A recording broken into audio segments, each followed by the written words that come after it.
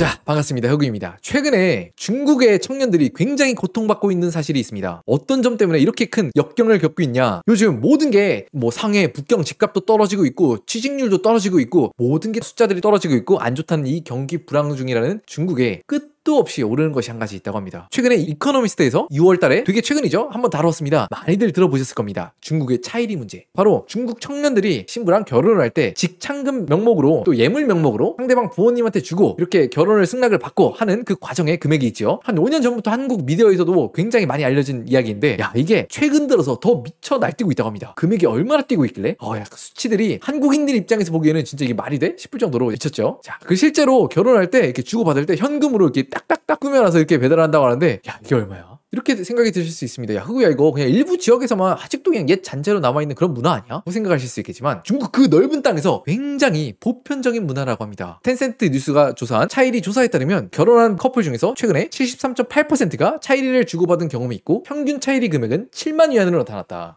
이게 7만 위안이 어느 정도의 금액인지 좀 감이 잘 안 오실 수 있잖아요. 그런데도 최근 한 1년, 2년 동안은 이게 쭉 올라가고 있대요. 특히 일부 지역에선 결혼정보회사에서 여자가 프로필을 자기가 뭐 저는 26살 대학교 갓 나온 또 어디 회사에 취직한 김땡땡, 박땡땡이라고 합니다. 장땡땡이라고 합니다. 그래서 올리면 또 그 아래다가 차이리를 얼마인지 기재를 해놓은대요. 저는 차이리는 많이는 안 바라고요. 한 7,400만 원 정도 받고 싶어요. 야 이거 한국이어도 빡센데 7,400만 원 중국에서? 그게 보통 대학교 졸업한 사람 내에 한 7년치 연봉이라고 해요. 이런데도 불구하고 이렇게 결혼정보회사에서 프로필이 하나 올라오면 중국에선 수천 명의 결혼정년기 남자가 메시지를 보내려고 줄을 서고 있다고 합니다. 상황이 이렇게 되니까 야 짱땡땡아 너 그렇게 뭐 한 7천만 원 받는 거 너무 욕심 안 부리는 거 아니야? 한 번뿐인 결혼인데 너 뭐 2번 결혼할 거 아니잖아. 한 한국 돈으로 1억 7천만 원 정도는 받아. 야 요즘에 다 그렇게 받아. 뭐 이런 식으로 막 옆에서 부추긴다고 해요. 그런데 중국의 요즘 대졸 신입 월급은 한 120만 원대 수준에 이른다고 하고요. 다들 잘 아시겠지만 중국은 빈부격차가 워낙 크지 않습니까? 그래서 중국 전체를 보면 5천 위안 한국 돈 한 100만 원 정도 되죠? 100만 원을 이상 버는 중국인이 전체 14억 명 중에 5%밖에 안 돼요. 95%나 되는 중국인들은 한 달에 100만 원도 못 버는데 그런데 결혼 정년기의 여성들은 7,400만 원. 와.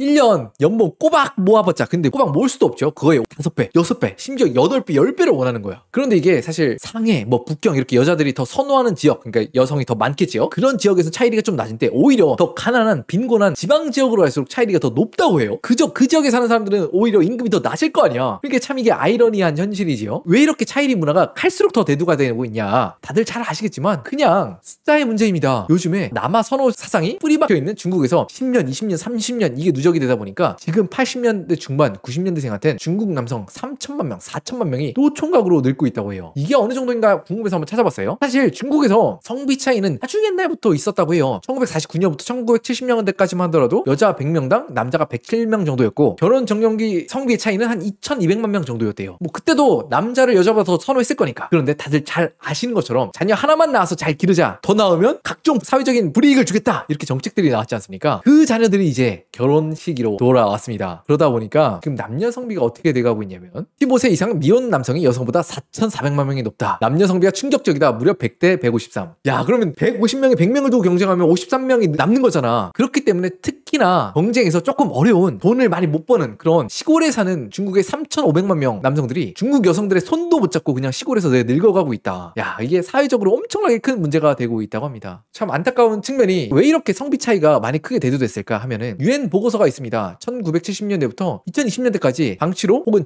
죽거나 한 여성들이 전 세계적으로 1억 4천만 명 정도가 있었는데 그 절반이 넘게 51%가 중국에서 일어났다. 야 이게 너무 끔찍한 일 아닙니까? 그때도 진짜 이게 진짜 비극적인 일이었는데 그 비극이 진짜 수많은 사람들이 짝도 못 찾고 늙어가는 이런 모습으로 좀 비춰나가는 것 같고요. 자 아주 잠깐 제 영상 제작을 후원해주신 서프샤프 VPN을 소개시켜드리려고 합니다. 한국 넷플릭스에선 유독 한국인들만 볼 수 없는 컨텐츠가 있다는 사실 알고 계셨나요? 인터스텔라, 인셉션, 허 같은 누구나 들어본 대작들인데도 말이에요. 커피 한 잔 가격으로 한국에서 막힌 컨텐츠를 전부 봉인해제할 수 있다면 어떻게 보면 OTT 여러 개 구독하는 것보다 오히려 더 이득일 수 있겠죠. 영상 설명란과 고정 댓글을 통해 확인할 수 있는 링크 surfshark.com/호그스토리를 통해 가입하시거나 구독자님 전용 코드 호그스토리를 입력하시면 4개월 추가 이용하실 수 있습니다. 30일 동안 100% 환불 가능하니 부담 없이 한번 사용해 보셔도 좋겠어요. 그래서 최근엔 중국엔 굉장히 큰 사회적인 이슈가 일어나고 있다고 합니다. 바로 이렇게 끝도 없이 저세상으로 가고 있는 차이리 때문에 이 차이리 관련 분쟁이 옛날보다 전보다 엄청나게 많아지고 있다고 해요. 중국에 있는 차이리 관련 소송, 야 얼마나 열이 받았으면 소송까지가. 옛날엔 1년에 중국 통틀어서 뭐 몇 건 넘는 그런 상황이었는데 요즘엔 5,000건, 10,000건, 20,000건, 30,000건까지 이렇게 폭증하고 있다고 합니다. 지금도 꾸준히 10,000건 정도 유지가 되고 있다고 해요. 아니 차이리 관련해서 뭐 소송까지 갈 일이 있겠어? 그냥 돈 주면 땡 아니야? 그냥 결혼하면 땡이잖아. 뭐 생각하실 수 있겠지만 사실 두 커플이 결혼을 하고 나서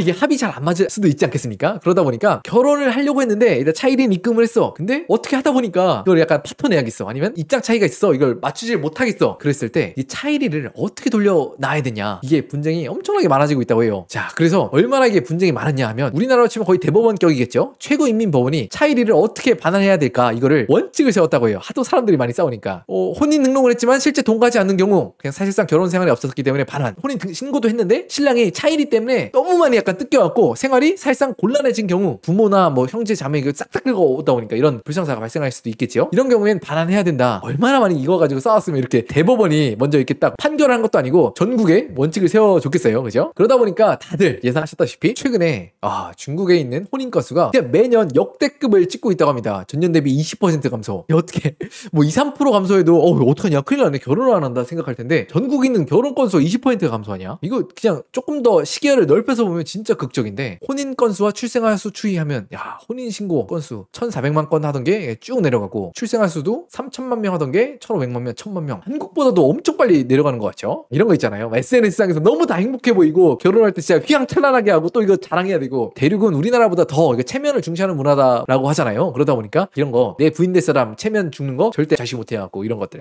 우리나라보다 그렇게 막 풍족하지 않는데도 불구하고 이렇게 되게 결혼식을 성대하게 하고 프로포즈도 엄청나게 준비한다고 하더라고요. 미디어, SNS 발달로 그냥 차이리만이 아니라 예물, 현금 이런 것들 부수적인 것들 때문에 중국에 있는 청년들이 결혼을 그렇게 못한다. 아니 이렇게 좀 중국 청년들이 힘들다는 이야기를 했는데 진짜 충격적인 건 뭔지 아십니까 여러분들? 사우스 코리아 벌스 레이트 여자당 출생률 0.75. 어떻게 이런 중국보다 출생률이 낮아 한국? 진짜 대단하다 그죠? 어쨌든 이렇게 사실 사람들의 눈높이를 높게 만들고 현실에 좀 만족하기 좀 어렵게 만드는 게 SNS가 아닌가 좀 그런 생각을 좀 하게 되는데요. 또 중국 이외에도 전 세계 글로벌 트렌드가 연애가 어떻게 변하고 있나 좀 궁금해서 한번 찾아봤는데 재밌는 통계들이 좀 있더라고요. SNS발 글로벌 연애 및 결혼 트렌드. 요즘에 미국에서 당신은 일주일에 2번 이상 밖에 나가서 뭐 데이트를 즐기거나 친구들이랑 놀거나 합니까? 라고 물어본 통계에서 1980년대까지만 하더라도 남자는 83%, 여자는 77%가 그렇다라고 대답을 했는데 그 비율이 점점 꺾여 내려가고 있다고 합니다. 청소년기 사람들이 밖에서 나가서 놀고 뭐 뽀뽀도 하고 손도 잡고 데이트도 하고 영화도 보고 이래야 되는데 집에 있는 거예요 요즘엔 또.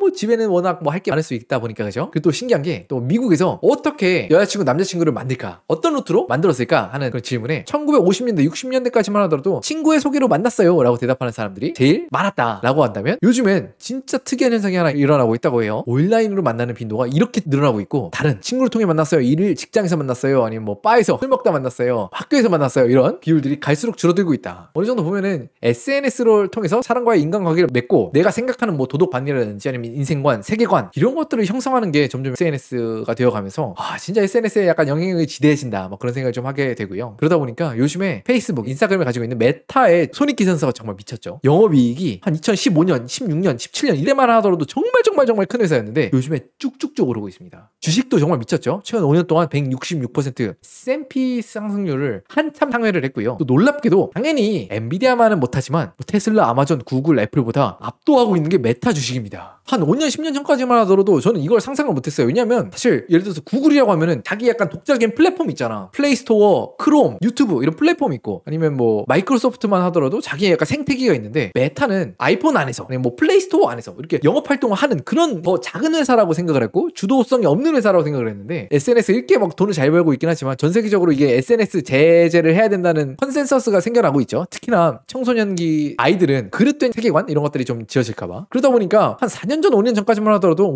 중국에서는 스마트폰을 2시간만 이용하게 한다고? 미친 거 아니야? 그 완전 인권 약간 탈압 아니야? 헤헤 하면서 막 놀리고 웃고 막 아이돌들이 막 나와갖고 엄청 빼빼 마르고 막 여자처럼 생긴 남자들이 나와서 막 화장하고 이런 것들 막 제재하고 이런 것들을 막 보고 웃고 그랬는데 어쩌면 이런 거 좀 선도적으로 잘한 정책이 아닐까 좀 생각도 들어요. 우리나라 저는 개인적으로 이게 청소년들한테 그냥 무제한적으로 SNS 보여주는 게 좋지만은 않은 것 같아요. 득보다 실이 더 많다 그렇게 생각을 좀 합니다. 여러분들은 좀 어떻게 생각하시나요?